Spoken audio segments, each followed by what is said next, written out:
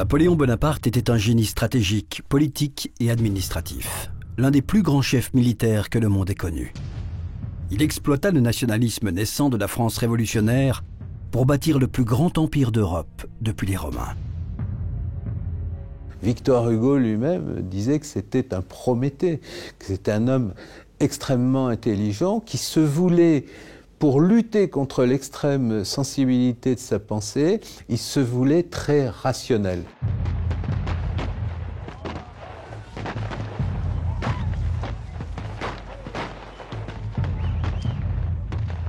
Son énergie hors du commun, son intelligence supérieure et son esprit rebelle lui permirent de conduire sa nation d'adoption vers une gloire sans précédent. Une fois sa puissance établie, Napoléon se construisit un personnage sur le modèle de César, l'homme d'État et général romain. De ce fait, il fut considéré à la fois comme un libérateur et un tyran, comme un héros et un criminel. C'est un homme qui croit en son étoile et qui fait tout pour aller dans ce sens. C'est un homme qui ne se pose pas de questions, qui n'a pas de cas de conscience. Donc c'est un homme qui se laisse aller à ses instincts d'une certaine façon.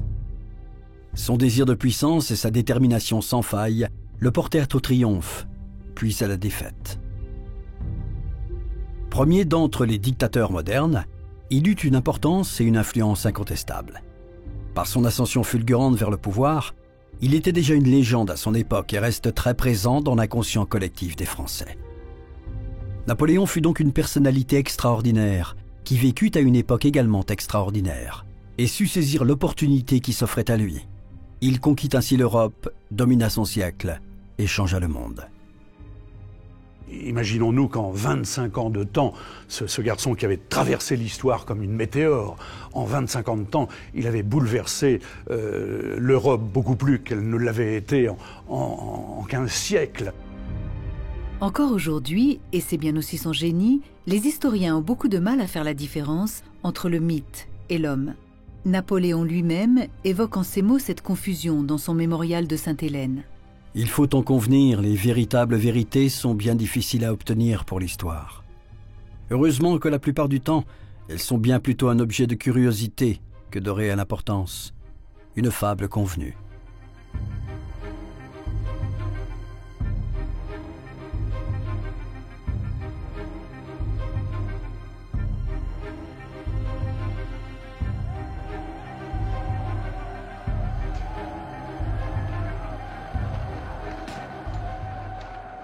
La Révolution française éclate en 1789, quand le peuple se soulève contre l'Ancien Régime.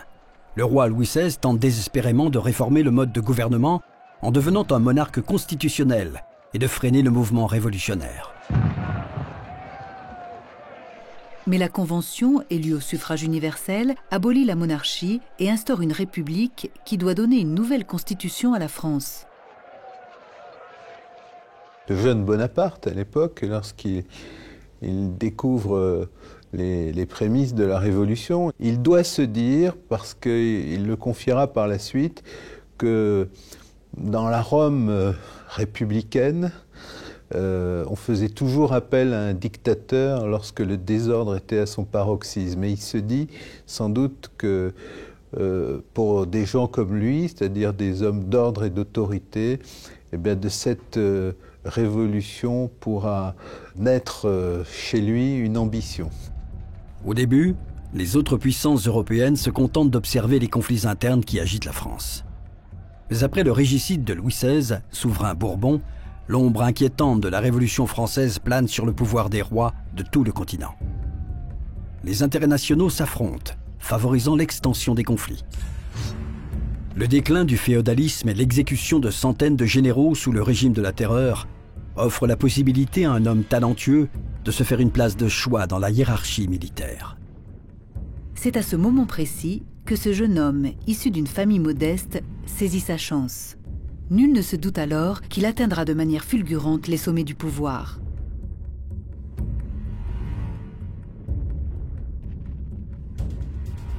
Son nom résonne encore dans l'histoire. Napoléon Bonaparte. Fils d'un avocat appartenant à la noblesse de robe corse, Bonaparte entre dans l'armée française en 1785, en tant que lieutenant d'artillerie en second.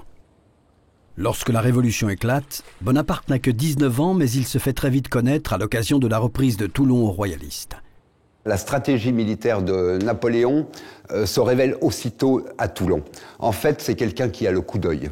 Il a immédiatement le coup d'œil, il est capable de transformer des plans sur le champ de bataille. C'est ce qu'il fera à Wagram en 1809 en particulier, mais on a déjà le cas à Toulon. Bonaparte connaît une ascension rapide, car il est soutenu par Robespierre, ce qui lui vaudra d'être brièvement arrêté en 1794 lors de la chute de ce dernier. Il a été l'homme de Robespierre le Jeune, et c'était quelqu'un qui était proche des dirigeants de la terreur. Et donc il a été associé à ce mouvement. Puis après, c'est très dur quand il y a la réaction thermidorienne, c'est-à-dire qu'il est poursuivi, il est arrêté, il fait quelque temps en prison. Et puis après, lorsqu'il est désœuvré sur le pavé de Paris, il abandonne sa petite fiancée Désirée Clary à Marseille, et puis il essaye de se mêler aux mondanités de la capitale, et c'est très très dur parce que il a son accent corse, il est pauvre, il a des titres de gloire militaire, mais qui sont pas grand-chose dans cette société du directoire. À 27 ans, il se voit confier le commandement de l'armée française d'Italie.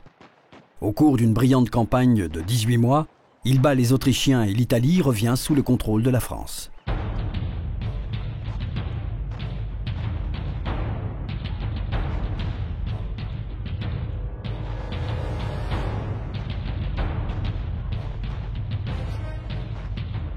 Convaincu d'être promis à un destin extraordinaire, le jeune homme étend rapidement son ambition au-delà du champ de bataille, à l'arène politique.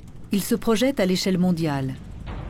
La colonisation par la Grande-Bretagne de l'Inde, de l'Australie et de certaines îles d'intérêt stratégique a permis aux Britanniques de bâtir un empire global, appuyé sur sa puissance maritime. Son activité commerciale et industrielle font alors de l'Angleterre la nation la plus riche de son temps.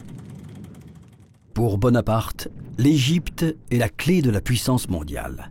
Sa conquête donnerait à la France l'avantage d'arriver plus vite en Inde que ses concurrents et de menacer les colonies britanniques si rentables.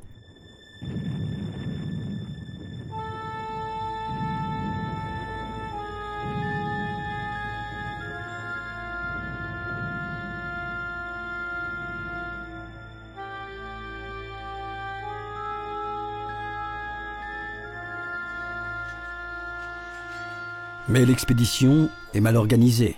Munitions et provisions n'arrivent pas à temps, et la force maritime des Anglais a été sous-estimée.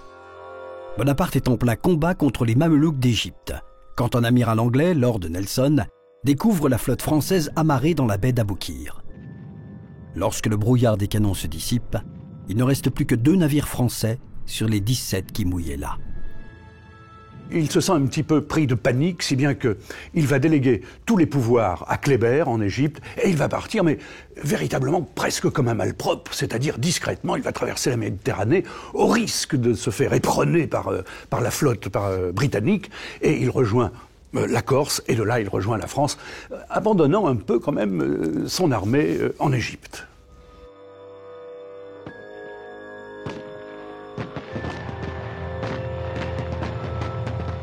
Il n'a pas atteint l'Inde, mais le caractère romantique de cette aventure suffit à lui apporter le prestige et la gloire. On ignore en France les crimes de guerre perpétrés en Égypte et en Syrie par Napoléon Bonaparte. L'armée qu'il a abandonnée sur place ne rentrera que 2 ans plus tard. Cela lui laisse amplement le temps de travailler à ses ambitions, en glorifiant sa campagne d'Égypte. La guerre reprend à travers toute l'Europe, se met en place contre la République française, qui est celle du Directoire à l'époque, une seconde coalition qui réunit à la fois les Russes, les Autrichiens, les Anglais naturellement, qui sont toujours dans l'ombre et qui payent l'Europe d'ailleurs, pour faire la guerre à la France. La Révolution française a accompli son rôle historique.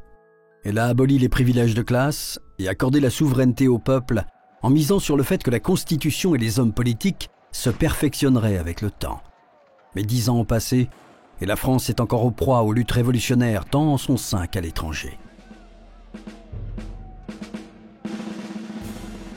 Les royalistes s'agitent et les républicains les plus extrémistes, c'est-à-dire les nostalgiques de la terreur, justement, également reprennent du poil de la bête, si j'ose dire. Et donc, c'est dans ce contexte que Bonaparte va revenir d'Égypte et un mois après, il va faire son coup d'État qui va mettre bas le Directoire. Et donc, grâce à ses talents de militaire, il va aussitôt redresser la situation.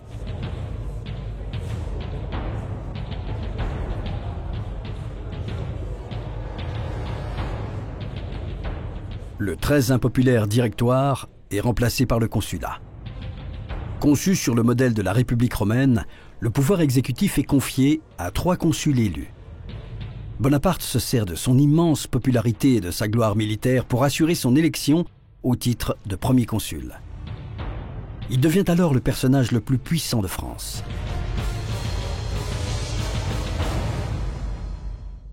Il affiche rapidement son intention d'étouffer les guerres fratricides afin de rétablir la paix. Dans ce but, il s'entoure de 2 consuls aux sensibilités différentes, Cambacérès et Lebrun. Cambacérès, régicide, grand spécialiste du droit, est un ancien député de la Convention et ministre de la Justice sous le Directoire. Lebrun, spécialiste des finances, est quant à lui partisan d'une monarchie modérée. Installé aux Tuileries, dans l'ancien palais royal, Bonaparte met en place un gouvernement autoritaire sous des apparences démocratiques. Ayant assisté à la violence du siège des Tuileries en 1792, il craint la fureur populaire et croit en l'ordre social. La Constitution de l'an 8 organise et verrouille le pouvoir législatif divisé en 3 assemblées. Le tribunat, qui discute les lois préparées par le Conseil d'État, le corps législatif, qui les adopte ou les rejette, et le Sénat conservateur, qui vérifie si la loi est conforme à la Constitution. Le premier consul se réservant le droit de corriger les résultats qu'il ne considère pas satisfaisants.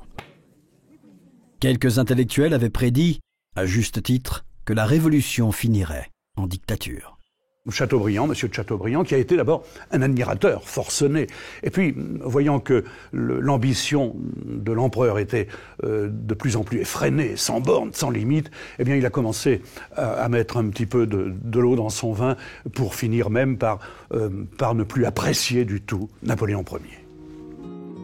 10 ans de rébellion, de coups d'État et de répression ont entraîné chez la population un désir profond de paix et de sécurité. Cela mène la France à sacrifier la liberté et la démocratie qu'elle a connue un court instant, dans le but de retrouver la stabilité et un homme à poigne qui tienne fermement les rênes du gouvernement.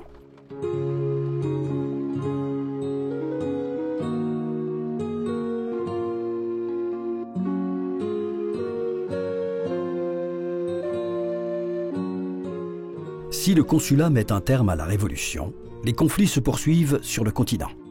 Une deuxième coalition se forme contre la France. L'Autriche et la Russie, soutenues par la Grande-Bretagne, lèvent de nouvelles armées pour mener des campagnes en Allemagne et en Italie. Bonaparte propose alors directement la paix au roi de Grande-Bretagne et à l'empereur d'Allemagne. La guerre qui depuis 8 ans ravage les 4 parties du monde, doit-elle être éternelle? N'est-il aucun moyen de s'entendre? Comment les 2 nations les plus éclairées de l'Europe, puissantes et fortes, plus que ne l'exigent leur sûreté et leur indépendance, peuvent-elles sacrifier à des idées de vaine grandeur, le bien du commerce, la prospérité intérieure, le bonheur des familles? Comment ne sentent-elles pas que la paix est le premier des besoins, comme la première des gloires? Extrait de la lettre de Bonaparte au roi d'Angleterre.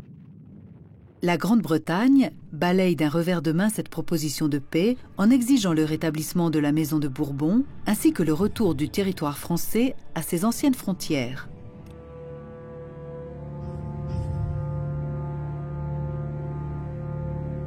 Précipités dans une nouvelle impasse, les 2 géants doivent alors se préparer à un autre conflit sanglant. Alors Bonaparte, d'abord, a un travail absolument énorme à remplir en 1800 lorsqu'il prend le pouvoir. D'abord, il faut sauver la France de l'invasion. Donc il va réorganiser une armée de 40 000 hommes en prélevant des troupes un peu partout en France. C'est ce qu'on appelle l'armée de réserve qui traversera les Alpes au Grand Saint-Bernard et qui ira remporter la victoire sur les Autrichiens, donc à la bataille de Marengo, le 14 juin 1800. L'armée autrichienne, conduite par le général von Mélas, envahit l'Italie espérant frapper la France par le sud.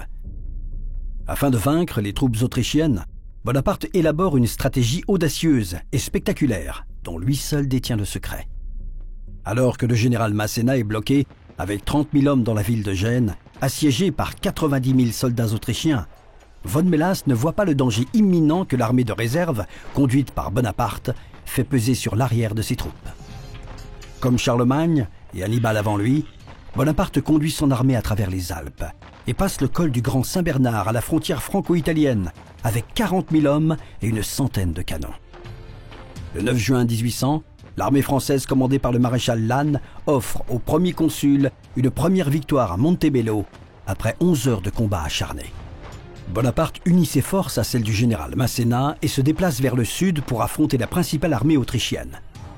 Le 14 juin 1800 aura lieu la grande bataille de Marengo.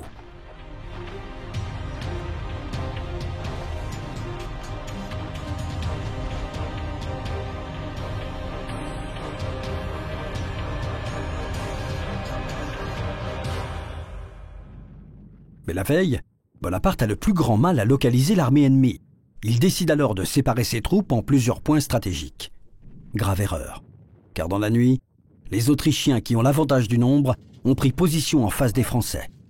Ils sont certains de l'emporter, quand l'armée de Bonaparte est miraculeusement sauvée par l'unité de reconnaissance du général Dessay qui, entendant tonner les canons sur l'arrière, prend la décision de désobéir au premier consul et rebrousse chemin. La contre-offensive française tourne la presque déroute en victoire et vient à bout des Autrichiens, marquant la fin de la guerre. À présent, la France contrôle un territoire qui s'étend jusqu'à la rive ouest du Rhin, aux républiques d'Italie et des Pays-Bas.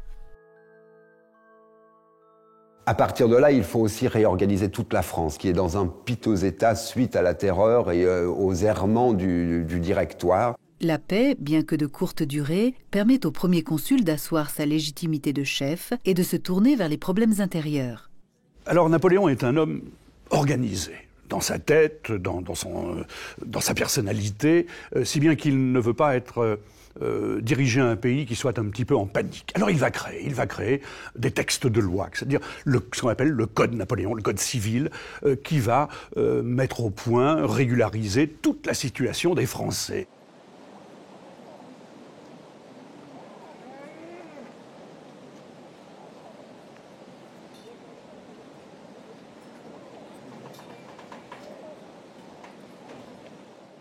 Il prouve alors ses grandes qualités d'administrateur. Mais la guerre civile fait encore rage dans certaines parties du pays, en particulier dans l'Ouest. Napoléon instaure par décret des réformes qui rétablissent un ordre légal et améliorent la vie de la classe moyenne. Il rédige un système de lois, le Code Napoléon, qui regroupe les lois relatives au droit civil français. Il traite du droit des personnes, de la famille, de la propriété, de la transmission des biens, des contrats. Imposé à tout l'Empire, ce code civil a inspiré le droit civil de nombreux États. Napoléon promulgue aussi le code pénal. Germaine de Staël, devenue farouche opposante de Napoléon Bonaparte, est contrainte à l'exil en Suisse, où elle publie son roman « Delphine ». Elle y explore les bouleversements sociaux de son temps et constate à travers le Code Napoléon la régression de la condition féminine quant aux droits acquis pendant la Révolution. Mises sous tutelle au sein d'un système patriarcal, les femmes mettront près d'un siècle à reconquérir leurs droits.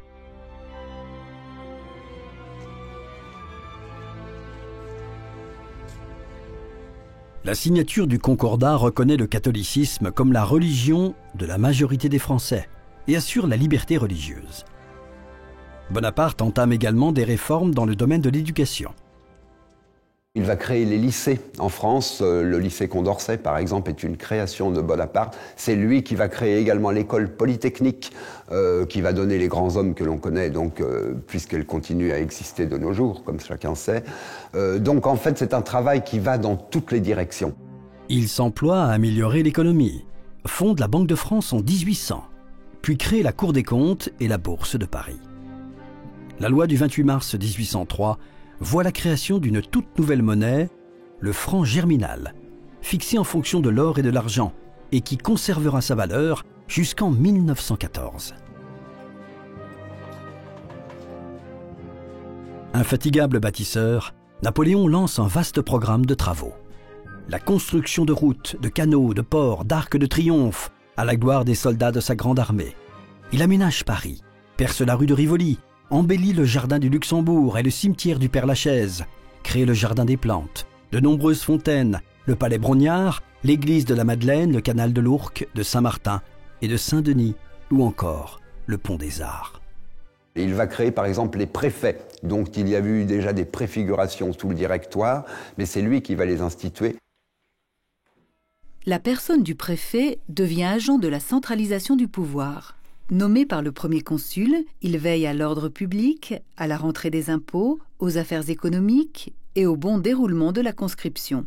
Ce corps préfectoral qui existe encore pratiquement sous la même forme de nos jours, il est assisté d'un corps de sous-préfet, c'est-à-dire qu'il n'y a pas un endroit du territoire qui ne soit pas directement sous le contrôle d'un administrateur délégué par le pouvoir central. L'organisation des préfectures, leur action, les résultats étaient admirables et prodigieux. La même impulsion se trouvait donnée au même instant à plus de 40 millions d'hommes. Et à l'aide de ces centres d'activité locale, le mouvement était aussi rapide à toutes les extrémités qu'au cœur même. Mémorial de Sainte-Hélène. Jamais auparavant l'administration n'avait connu un tel prestige. La Légion d'honneur crée une nouvelle aristocratie entièrement dévouée à son chef. Les Français ne sont pas changés par 10 ans de révolution et n'ont qu'un sentiment, l'honneur. Il faut donner un aliment à ce sentiment. Il leur faut des distinctions. Napoléon Bonaparte. D'un côté, l'assainissement financier, de l'autre, l'administration, ça va de pair, très centralisée de l'État. C'est la marque de Bonaparte sur le premier consulat. Cette vague de projets et le rétablissement d'une autorité centrale créent les conditions nécessaires à l'instauration de la paix et de la stabilité. Il est révéré comme le sauveur de la France, et le Sénat le déclare bientôt premier consul à vie, avec le droit de choisir son successeur. Il devient alors le maître absolu du pays.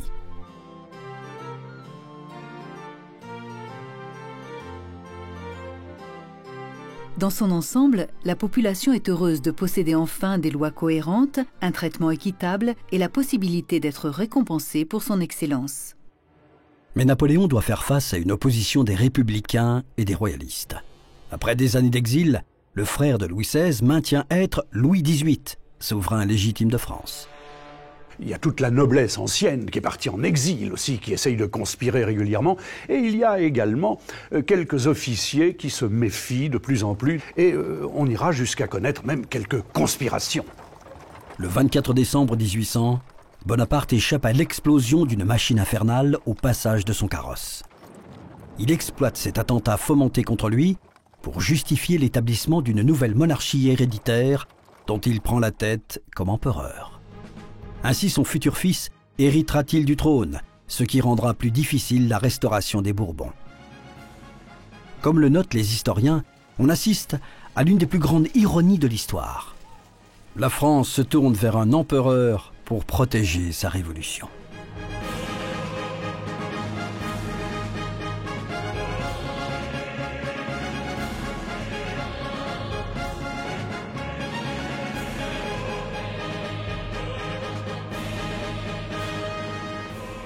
Le peuple français s'est soulevé pour abolir la monarchie.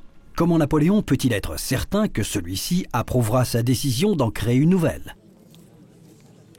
Comme dans la plupart de ses tentatives, il prend un risque calculé. Napoléon a consacré sa vie à forger son image.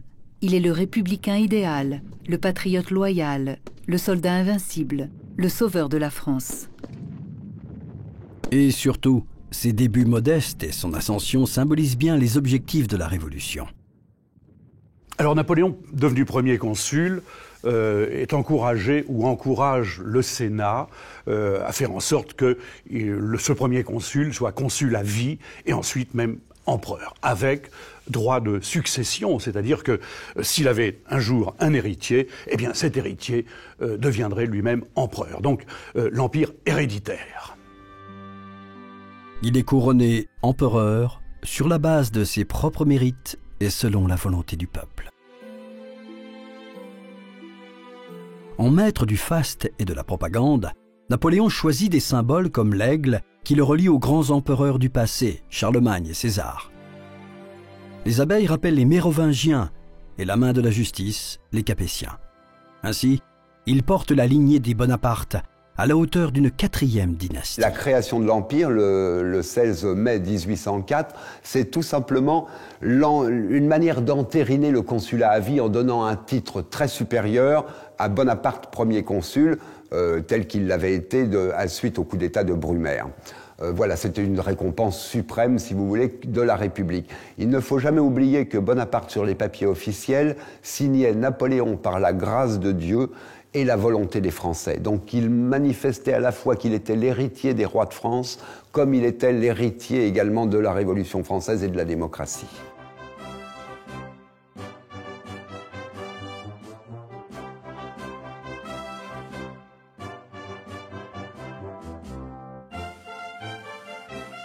La cérémonie de son couronnement a lieu à Notre-Dame de Paris le 2 décembre 1804. Elle marque le début de l'Empire français et le règne de Napoléon Ier.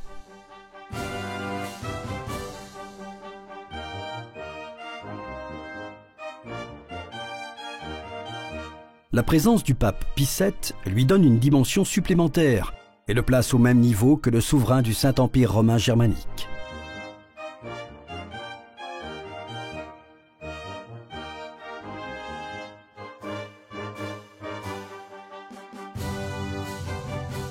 Il se couronne lui-même, puis couronne son épouse, l'impératrice Joséphine.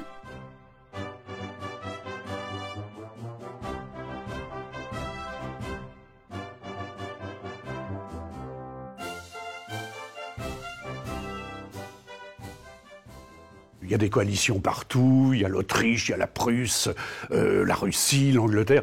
Il envisage déjà de faire main basse sur l'Angleterre, c'est-à-dire de renouveler l'exploit qu'avaient réussi avant lui Jules César et Guillaume le Conquérant.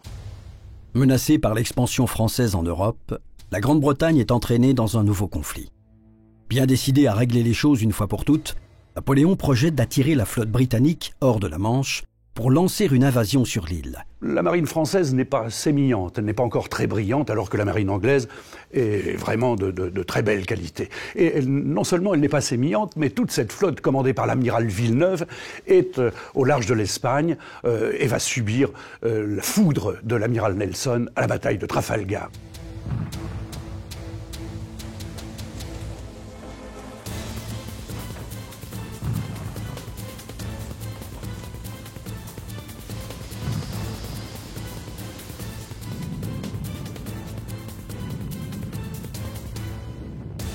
Au cours des combats, l'amiral Nelson détruit la majorité de la flotte franco-espagnole sans perdre un seul navire.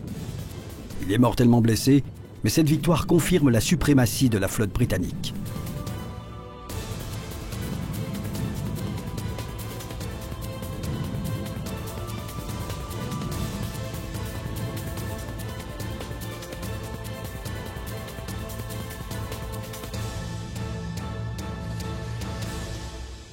Et l'amiral Villeneuve va voir toute la flotte française anéantie. Il va d'ailleurs rentrer et se suicider parce qu'il n'osait pas se présenter devant l'empereur. Après cela, Napoléon ne tentera plus jamais d'envahir l'Angleterre. Il cherchera à frapper la Grande-Bretagne de manière indirecte, par la conquête et la pacification de l'ensemble de l'Europe. Pour rester au pouvoir, Napoléon décide de dépasser les partis politiques en se lançant dans une quête de gloire nationale. Sa grande armée compte 210 000 soldats et il espère avec elle écraser l'armée autrichienne avant qu'elle ne reçoive des renforts de la Russie. Napoléon, n'ayant plus de flotte, va faire demi-tour et amener toute son armée contre l'Autriche, la Russie, qu'il va rencontrer à Austerlitz, précisément, 1805, la bataille des 3 empereurs. Après une avance rapide, Napoléon exécute des manœuvres d'encerclement qui lui permettent d'emprisonner à Ulm l'armée autrichienne, qui fait rapidement reddition. Quand les Russes rejoignent les Autrichiens près d'Austerlitz, l'empereur montre son génie tactique en mettant en place un piège élaboré. Ah, la bataille d'Austerlitz, c'est absolument le chef-d'œuvre de Napoléon. En 4 heures, il n'y a plus d'armée russe. L'armée russe, commandée par le tsar en personne, compte 70 000 hommes. Napoléon est en infériorité numérique, Mais en grand stratège, il va exploiter sa faiblesse en faisant croire à l'ennemi qu'il a peur. Austerlitz est enseigné non seulement à Saint-Cyr en France, mais dans toutes les écoles d'officiers du monde. On apprend la manœuvre principale d'Austerlitz qui consiste à choisir le terrain. Il sacrifie délibérément ses positions sur le plateau de Pratzen pour inciter les Russes à attaquer à cet endroit précis. Malgré les mises en garde du général Koutousov, Alexandre tombe dans le piège. Le 2 décembre 1805, à l'aube, le plateau est noyé dans un épais brouillard. Alexandre ordonne une attaque contre l'aile droite française, mais Napoléon a tout calculé. Il a fait venir 2 divisions de Vienne dans le plus grand secret. Menaçantes, elles attendent les Russes de pied ferme. En fait, Napoléon a été beaucoup plus psychologue que véritablement militaire dans cette bataille, et c'est là sa grande supériorité. Napoléon a fait croire qu'il se cachait pendant la nuit derrière des hauteurs, de manière à se cacher et pouvoir disparaître pendant la nuit. Ce piège dans lequel, évidemment, sont tombés les Russes. Et le lendemain matin, Napoléon a réoccupé les hauteurs et poussé les Russes dans des étangs gelés sur le côté, ce qui fait qu'il y a eu une canonnade très importante, et il y a eu beaucoup plus de morts russes qu'il n'y aurait dû y en avoir dans une bataille rangée tout à fait traditionnelle. Napoléon s'emploie alors à reprendre le plateau de Pratzen, laissé pratiquement sans défense, en faisant avancer 17 000 silhouettes dissimulées par le brouillard. Alexandre comprendra bien trop tard son erreur. Le soleil qui va se lever, le fameux soleil d'Austerlitz, se lève 1 an, jour pour jour, après le couronnement de Napoléon à Notre-Dame de Paris. Considérée comme un chef-d'œuvre de stratégie militaire, la bataille d'Austerlitz est la plus grande victoire de Napoléon. 27 000 soldats alliés y sont tués ou blessés, alors que les pertes françaises ne s'élèvent qu'à 8 000 hommes. Ça a été vraiment un chef-d'œuvre de psychologie incontournable, l'un des chefs-d'œuvre de l'histoire de la guerre de tous les temps. La bataille ne met pas seulement l'Autriche hors d'état de poursuivre la guerre, elle contraint l'empereur Habsbourg François II à abdiquer. C'est la fin officielle du Saint-Empire romain germanique. À la place, Napoléon crée la Confédération du Rhin, formée de 16 États allemands et dirigée selon le modèle français. L'ex-empereur conserve son titre de François Ier, roi d'Autriche. Napoléon est déterminé maintenant à étendre l'Empire jusqu'aux États allemands situés à l'est du Rhin, dont la Prusse. Lorsqu'il ignore la demande de la Prusse de se retirer sur la rive ouest, elle se mobilise contre lui, ainsi que la Russie. Napoléon réplique par une campagne éclair. Il attaque les forces prussiennes à Jena, pendant que le maréchal Davout se déplace vers Auerstedt.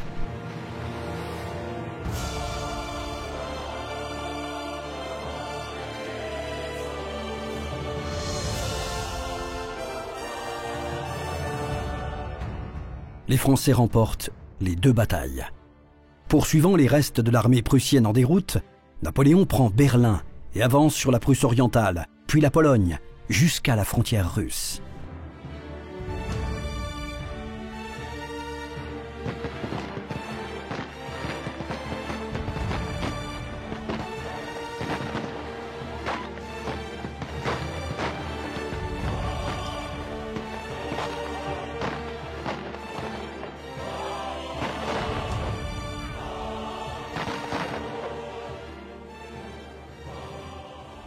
Durant l'hiver 1807, Napoléon établit ses quartiers généraux à Varsovie avant de combattre les Russes à Eylau. Menée sous un climat atroce, la bataille se termine en une impasse sanglante.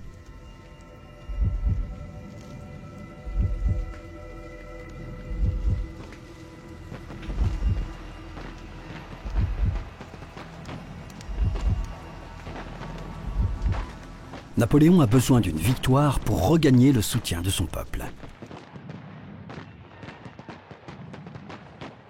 C'est alors que le tsar Alexandre Ier propose une trêve.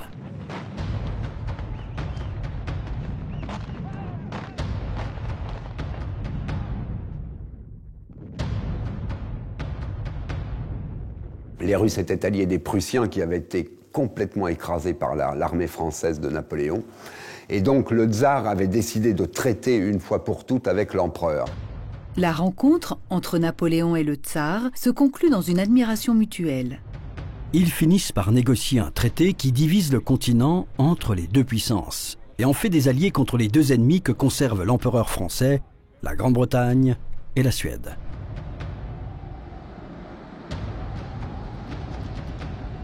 Napoléon rencontre le tsar de Russie ainsi que le roi et la reine de Prusse à Tilsit pour signer les deux traités. Si la Russie est traitée en ami, la Prusse est privée de la moitié de son territoire. La belle reine de Prusse supplie l'empereur français d'adoucir les dures conditions qu'il impose à son pays, mais il refuse.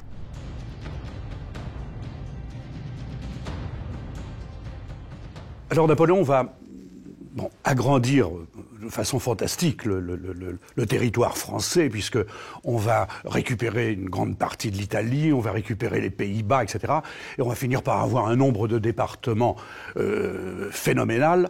Et partout, dans toutes les régions, eh bien, il place certains de ses hommes, la plupart du temps ses frères d'ailleurs. Hein. Joseph Bonaparte devient roi de Naples et de Sicile. Et Louis Bonaparte, roi de Hollande. Les provinces prises à la Prusse deviennent des royaumes gouvernés par Jérôme Bonaparte et Joachim Murat, mari de Caroline Bonaparte. Elisa Bonaparte obtient 2 républiques italiennes et le Grand-Duché de Toscane. Ça faisait dire à Laetitia, à la maman de Napoléon, il dit « Je ne connais pas de femme au monde, puisque Napoléon est empereur, ses frères sont rois, ses sœurs sont duchesses de Guastalla, princesses, etc., etc. » Elle disait « Je ne connais pas de femme au monde qui ait donné autant de fessées. J'ai pu en donner, moi, à des rois, à des empereurs et à des princesses. » Napoléon Ier est au sommet de sa puissance. En moins de 3 ans, l'Autriche, la Prusse et la Russie ont été battues, ce qui fait de lui le maître de l'Europe occidentale et centrale. Seule la Grande-Bretagne s'oppose encore à sa domination.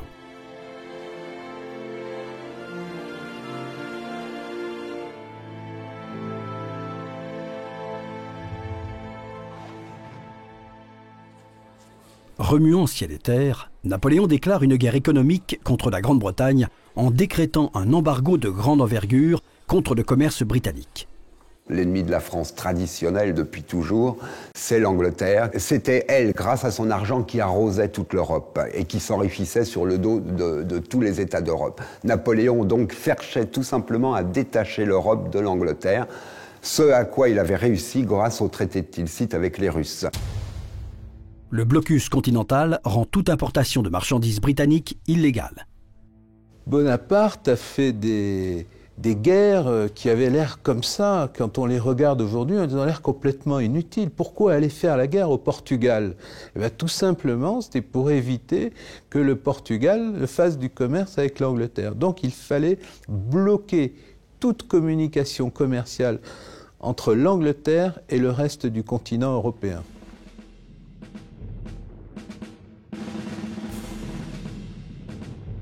Mais en occupant le Portugal, l'empereur se rend compte de l'instabilité de la monarchie en place. Il trompe les Espagnols et met Joseph Bonaparte sur le trône.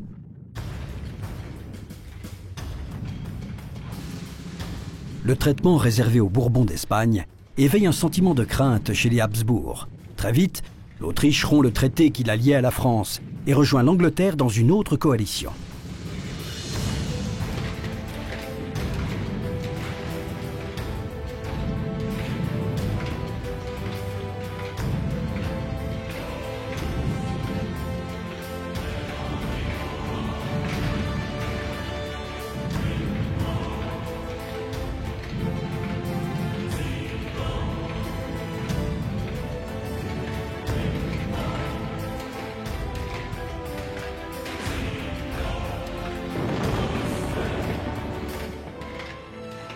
Napoléon est pris au dépourvu. Il rassemble ses troupes et remporte plusieurs batailles au début de la campagne. Mais lors de la bataille d'Aspern-Essling, il frôle la défaite. Inférieur en nombre et désavantagé stratégiquement, il est forcé de battre en retraite.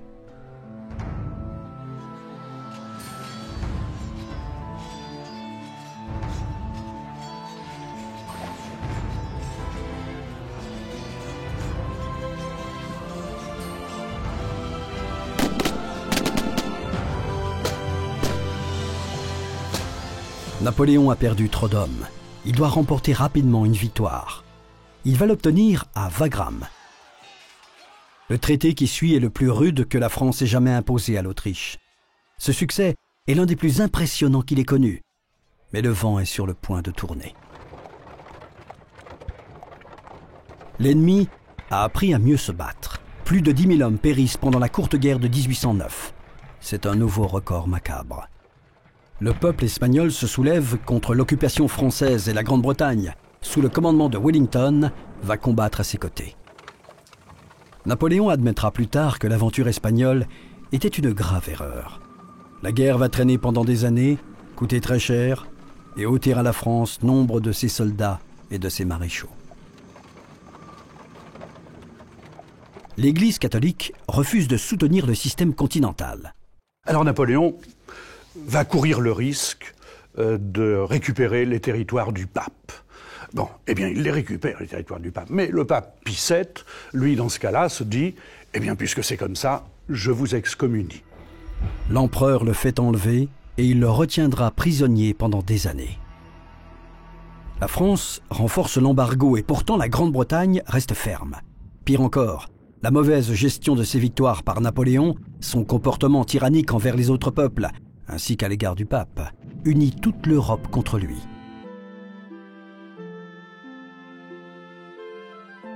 Se sentant menacé, il ressent le besoin impératif d'avoir un héritier. Il a déjà adopté le fils et la fille de Joséphine, mais cette dernière n'a pu lui donner un enfant. Napoléon est très attaché à elle, mais sa vie amoureuse a cessé depuis bien longtemps d'être pour lui une priorité. Alors le Sénat a donc rédigé ce texte en disant que l'Empire pouvait était même héréditaire. Et oui, mais le problème qui se pose, c'est que Napoléon, bien que marié avec Joséphine, n'a pas d'héritier. Et il s'aperçoit très rapidement, il a cru, son médecin Corvisart lui disait qu'il était stérile. Bon, mais il s'aperçoit que ce n'est pas lui qui est stérile, parce que il a eu une aventure avec une lectrice de sa sœur Caroline, qui s'appelle Éléonore de Nuel de la Plaigne, et il lui a fait un enfant. Un enfant, d'ailleurs, la belle Éléonore lui dit « On va l'appeler Napoléon ». Il lui dit « Non, Léon suffira ». Et à partir de ce moment-là, il sait qu'il n'est pas stérile. Donc, Joséphine est condamnée. Il annule son mariage et négocie une alliance avec la fille du roi d'Autriche, l'archiduchesse Marie-Louise.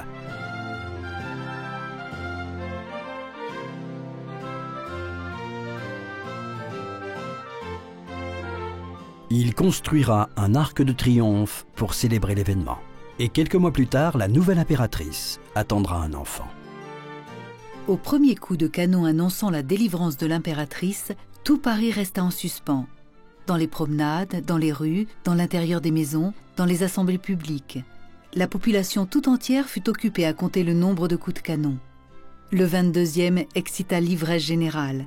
Il était d'usage de tirer 21 coups de canon pour la naissance d'une princesse et 101 coups pour celle d'un prince. Mémorial de Sainte-Hélène. La naissance de son fils apaise Napoléon. Il sait qu'il est maintenant lié à l'un des plus vieux empires d'Europe, à la dynastie des Habsbourg, ce qui légitime son empire tout récent. Cet héritier assure également la pérennité de ce qu'il a construit. La France contrôle maintenant l'Europe, de l'Espagne à la Pologne. Les historiens pensent que c'est à cette époque que Napoléon, alors âgé de 40 ans, forme un grand projet d'union politique européenne, avec Paris pour capitale. La Russie impériale étant alliée à l'Empire français, rien ne s'oppose à ce qu'il puisse remodeler l'Europe et en faire une communauté transcontinentale. Mais il n'avait pas prévu que le tsar commencerait à s'irriter des termes du traité.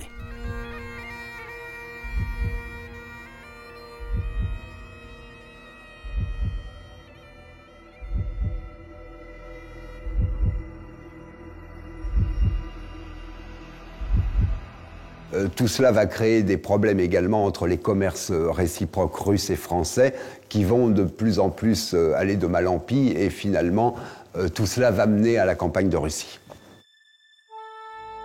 Le mariage d'alliance de Napoléon avec l'Autriche inquiète Alexandre Ier de Russie. Mais la situation en Pologne est encore plus préoccupante. Napoléon a annexé les territoires polonais cédés par la Prusse. Et la Russie n'apprécie pas que les troupes françaises soient si proches de sa frontière. Pas plus que l'établissement d'une noblesse féodale en Pologne et l'instauration de réformes semblables à celles qu'il a mises en place en France. La Russie souffre aussi du système continental de Napoléon. Alexandre Ier, soumis à une forte pression intérieure, reprend les échanges commerciaux avec la Grande-Bretagne. Son retrait du système continental marque la fin des bonnes relations entre les deux dirigeants. La guerre économique menée par Napoléon s'avère être une épée à double tranchant. Certes, l'économie britannique en souffre beaucoup, mais la France et ses alliés tout autant, voire davantage. En 1811, les pays sous son contrôle croulent sous les dettes. Une génération entière de Français a été décimée par la guerre. La France suffoque.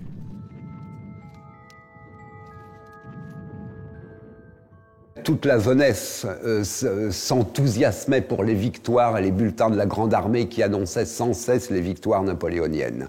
Malheureusement, à la longue, évidemment, les campagnes commençaient un peu à se vider. On estime qu'il y a eu environ 1 500 000 morts depuis la guerre commencée en 1792, au début de la Révolution, donc jusqu'en 1815, jusqu'à Waterloo.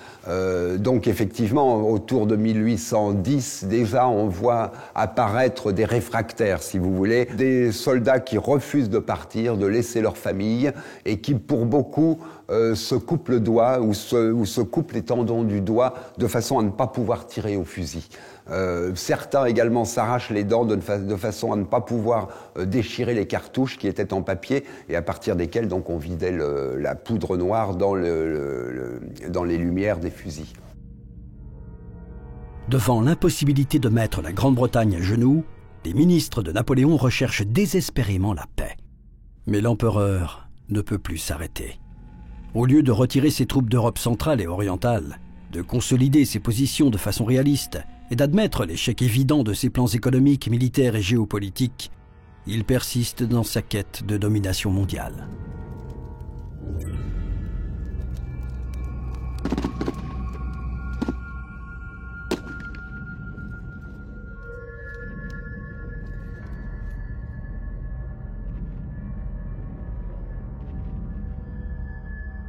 L'empire de Napoléon s'effiloche.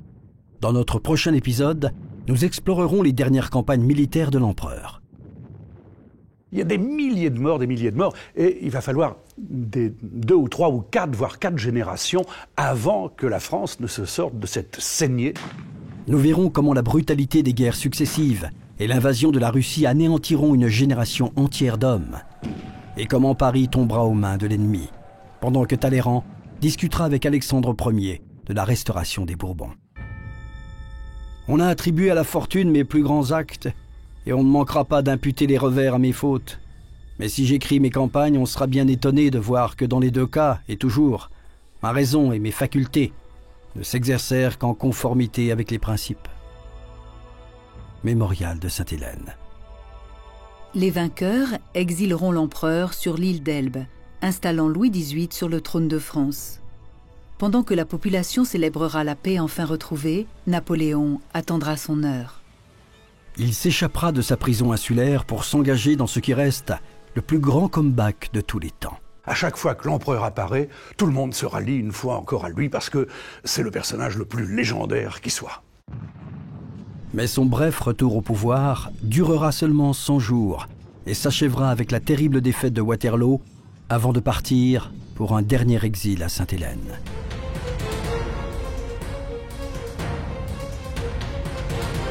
Napoléon Bonaparte s'est imposé comme le digne successeur de César. Sans autre atout que son intelligence, son génie, son inflexible volonté et son indomptable énergie, il est devenu l'empereur des Français. Son ambition sans borne l'a conduit à conquérir l'Europe et à mener son pays au sommet d'une gloire sans précédent. Mais lorsque son génie et son ego sont devenus incontrôlables, la France s'est retrouvée à genoux. On a commencé à qualifier l'empereur d'ogre, de dévoreur de jeunes vies, de dévoreur de soldats. Donc les caricatures ont couru sur ce thème. L'échec de Napoléon ne réside pas dans son désir de conquête, mais dans le fait qu'il était incapable de s'arrêter tant qu'il n'était pas vainqueur. Il se défendra ainsi d'avoir un caractère belliqueux dans son mémorial de Sainte-Hélène. On ne cesse de parler de mon amour pour la guerre, mais n'ai-je pas été constamment occupé à me défendre ? Ai-je remporté une seule victoire que je n'ai immédiatement proposé la paix ? Je n'ai jamais été véritablement mon maître, mais j'ai toujours été gouverné par les circonstances. il n'en reste pas moins que son nom inspirera toujours l'effroi, et l'histoire le jugera pour avoir confondu son destin avec celui de la France.